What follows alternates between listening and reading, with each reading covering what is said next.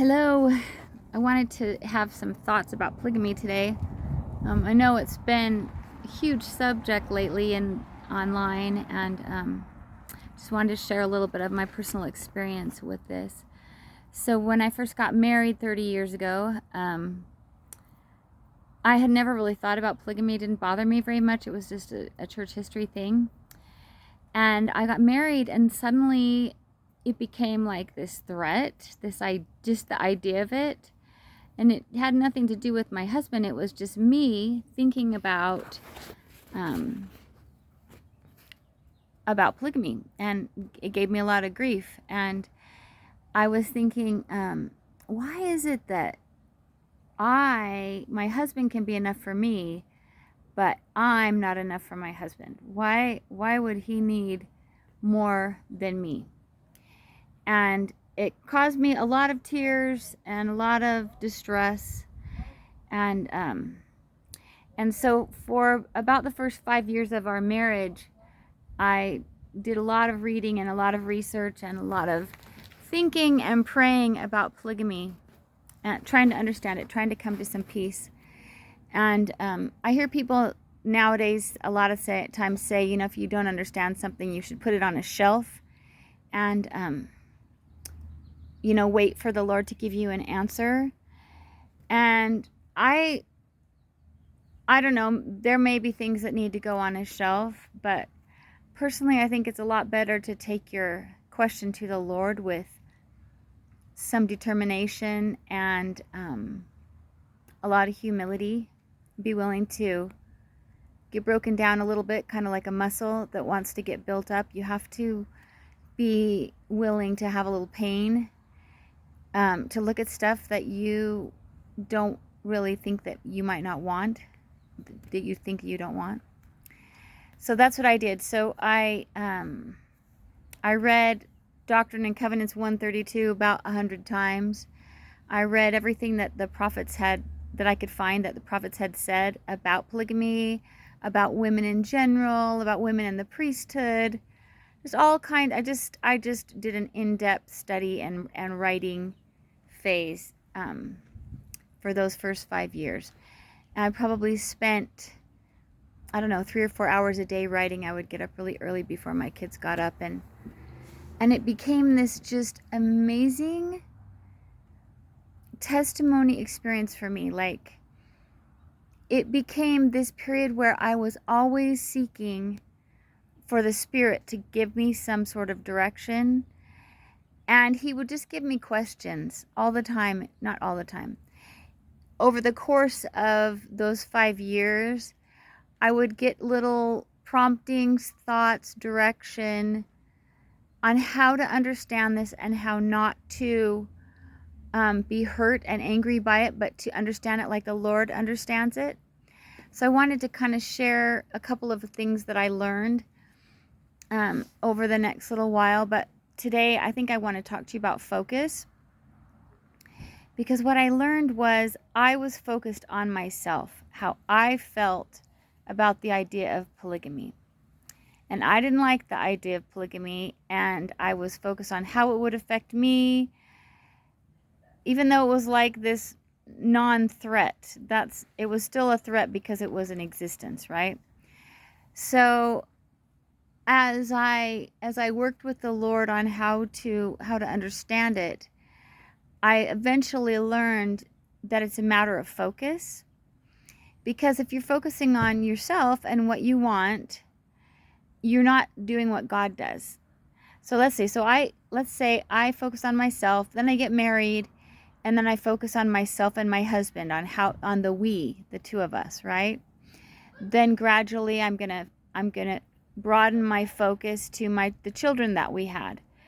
So we have 5 children. So that was where my focus was, on my little family. And actually, as I started having children, I was able to expand my focus out a little bit more to include my extended family, because I started realizing how much I love my children, which taught me how much my mother loved me, my parents loved me, my dad too. And then I started just kind of with age gradually reaching out and realizing, wow, this family thing extends quite a ways. We've got your aunts and uncles and your cousins, and started realizing how much I loved them and that I would be willing to, help and participate in their lives and care about them and pray for them.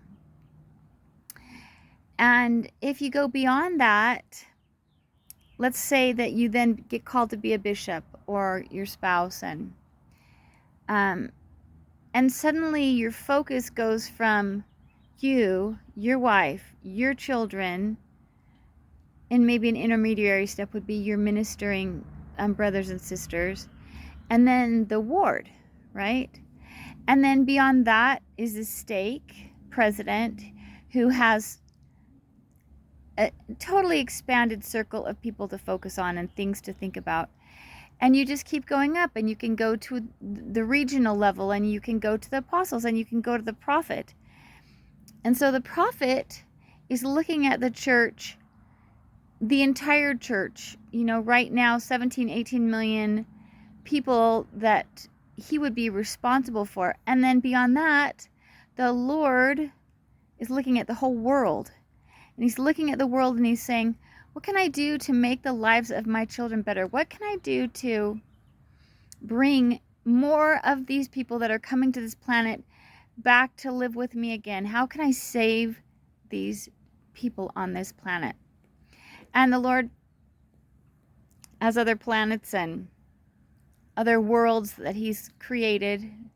So, me crying in my bed at night thinking about myself was very small, right?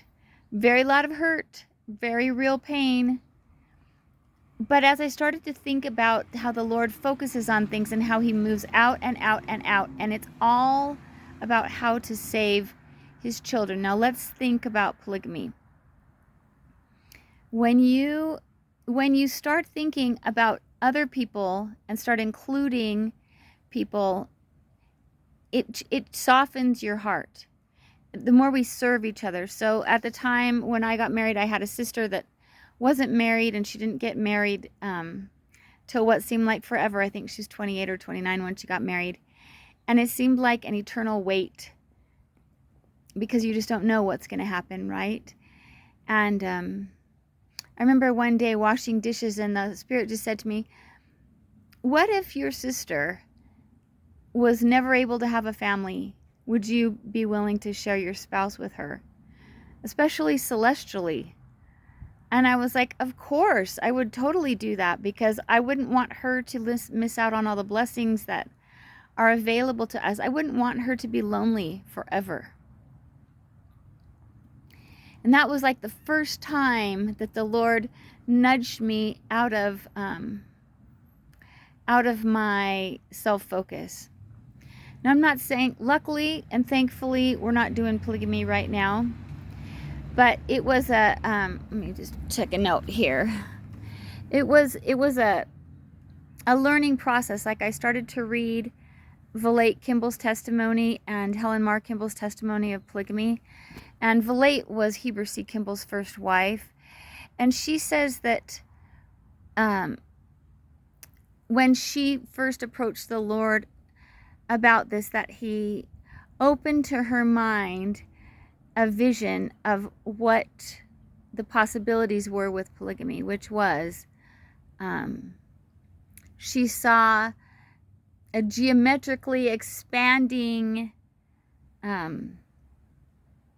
vision, like as if she was like a 45-degree ray out from a center, that she had all this posterity. And then she saw other women that were also having posterity. And in Heber C. Kimball's case, he had a lot of wives.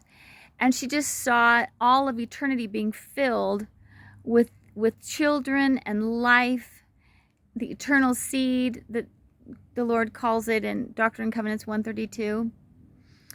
And she realized it wasn't all about her. And she realized she was going to live in celestial happiness forever. And then there were going to be all these other people that were also having this same fabulous experience. And these things soften my heart to be able to say, maybe this was an amazing thing. Maybe polygamy was actually okay, and I could get used to. I could understand the idea theoretically, right? I'm just dealing on a theoretical level. Now, I look back at my posterity, and I think I can probably say that, like, on 3 of my grandparents had polygamist roots. And my husband also has the same thing, multiple people that sacrificed so that we could be here. Now, like, if you go back to early American history, you know, you talk about all these immigrants, the Irish immigrants and the Chinese immigrants and the Polish immigrants and the German immigrants and all the people that came here. And each wave of new immigrants that came faced a lot of persecution and a lot of injustice, right? They really suffered.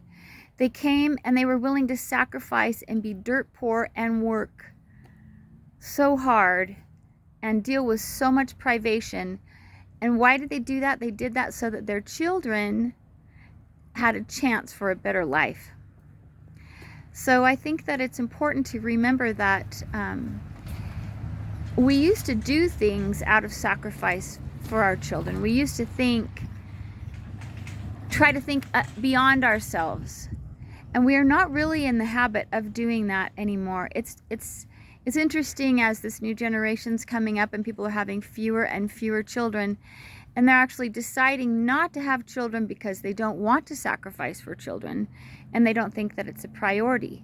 But in the early church and in the early days of this country, that was normal, and it was something that would bring you pride, and, you know, pride in a good way, or you would feel like you had done something great for your legacy, and you could take pleasure in what you had given, what you had contributed. And that's how these early women of the church, they were so rock solid, man. They said, okay, this is gonna be my sacrifice, and I'm going to live polygamy. And they would raise up these amazing families. Now, these are not just most of the women and most of the men that participated in polygamy were very stalwart people. They weren't, you know, the people that weren't stalwart members of the church and didn't have rock solid testimonies didn't do polygamy because they just self-selected out. So I guess I have more things to say on this, but we'll start there. That'll be part 1. But just to remember, when you're dealing with your polygamy, you should really, with your polygamy issues, if you have them, which I know it's no fun, just start by asking the Lord, just acknowledge that the pain that you're having starts because you're focusing on yourself and you don't see the need to help anybody else. You know, it doesn't occur to you because you're thinking about your own self and how that would affect you. And that is a place of pain. So the Lord will take you and say, let me show you what I see. Let me show you why I'm doing this. And hopefully that'll give you a little bit of hope until next time.